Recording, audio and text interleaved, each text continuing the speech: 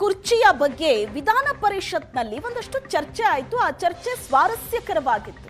ಹನುಮಂತ ನಿರಾಣಿ ಪ್ರಶ್ನೆಗೆ ಉತ್ತರ ಕೊಡೋದಕ್ಕೆ ಎದ್ದು ನಿಂತಹ ಸಿದ್ದರಾಮಯ್ಯನವರು ಈ ವೇಳೆ ಇಲ್ಲಿ ನಿಲ್ಲೋದಕ್ಕಾಗ್ತಾ ಇಲ್ಲ, ತುಂಬಾ ಇಕ್ಕಟ್ಟಾಗಿದೆ ಅಂತ ಹೇಳ್ತಾರೆ.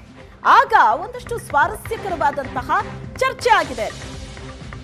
ಹನುಮಂತ ನಿರಾಣಿ ಪ್ರಶ್ನೆಗೆ ಉತ್ತರ ಕೊಡೋದಕ್ಕೆ ಎದ್ದು ನಿಲ್ತಾರೆ ಸಿದ್ದರಾಮಯ್ಯನವರು. ಇಲ್ಲಿ ನಿಲ್ಲೋದಕ್ಕಾಗ್ತಾ ಇಲ್ಲ, ತುಂಬಾ ಇಕ್ಕಟ್ಟಾಗಿದೆ ಅಂತ ಹೇಳ್ತಾರೆ.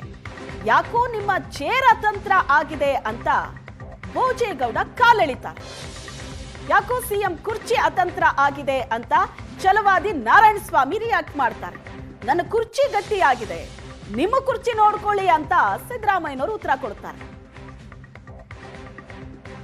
881 ಹುದ್ದೆಗಳು ಖಾಲಿ ಇದ್ದಾವೆ. ಏನಮ್ಮ ಇದು ಹಿಂದ್ಗಡೆ ನಿಂತ್ಕೊಳ್ಳೋಕ್ಕೂ ಕಷ್ಟ ಆಗ್ತದೆ. ಸ್ವಲ್ಪ ಇದಕ್ಕೆ ಜರುಗಿಸಿ ಇದನ್ನು ಚೇರ್.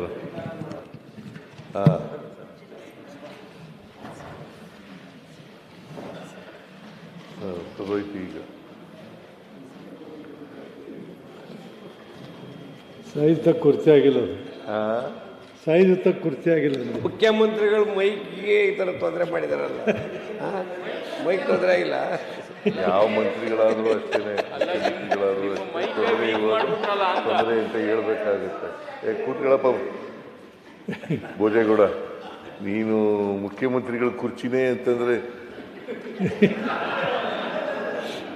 ತೊಂದರೆ ಆದಾಗ ತೊಂದರೆ ಆಗುತ್ತೆ ಅಂತ ಹೇಳ್ಬೇಕು. ಈಗ ಸರೋಯ್ತು.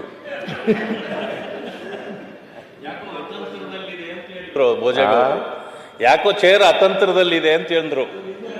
ಚೇರ್ ಅತಂತ್ರದಲ್ಲಿ ಇಲ್ಲ, ನಿಮ್ಮ ಚೇರ್ ಅತಂತ್ರದಲ್ಲಿ ಇದೆಯಾ ಅಂತ ನೋಡ್ಕೊಳ್ಳಿ. ಸ್ವಲ್ಪ ನಮ್ಮ ಚೇರ್ ಗಟ್ಟಿಯಾಗಿದೆ, ನಿಮ್ಮ ಚೇರ್ ಅತಂತ್ರ ಇದೆಯಾ ಅಂತ ನೋಡ್ಕೊಳ್ಳಿ ಸ್ವಲ್ಪ.